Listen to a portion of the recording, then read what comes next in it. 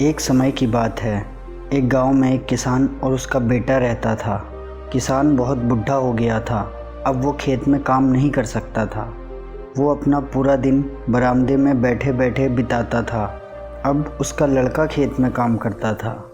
लड़का खेत में काम करते करते बार बार उसे देखता था कि अब मेरे पिता किसी काम के नहीं हैं, वो बस दिन भर बैठ के खाते हैं। एक दिन लड़का अपने पिता से बहुत परेशान हो गया। वो बाज़ार गया और एक लकड़ी का ताबूत लेके आया।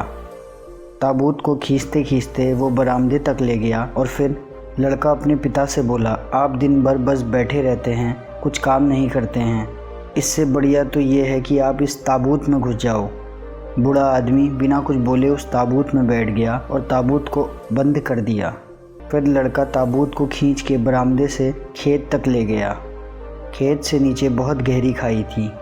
लड़का ताबूत को नीचे फेंकने ही वाला होता है कि ताबूत के अंदर से हल्की ठक ठक की आवाज़ आती है।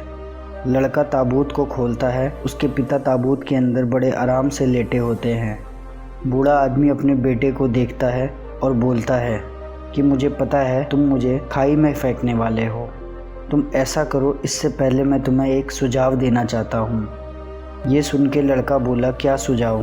बूढ़ा आदमी बोला, मुझे नीचे फेंक दो, लेकिन ये ताबूत अच्छी लकड़ी से बना है, इसे मत फेंको। क्या पता तुम्हारे बच्चों को भी कभी इस ताबूत की ज़रूरत पड़ जाए। ये सुन के लड़के को सब समझ आ जाता है।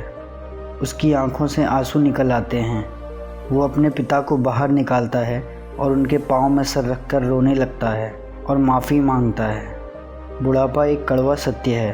एक दिन हर किसी ने बूढ़ा होना है, तो हमें ऐसे पाप नहीं करने चाहिए जो हमें अपने बुढ़ापे में याद आएं।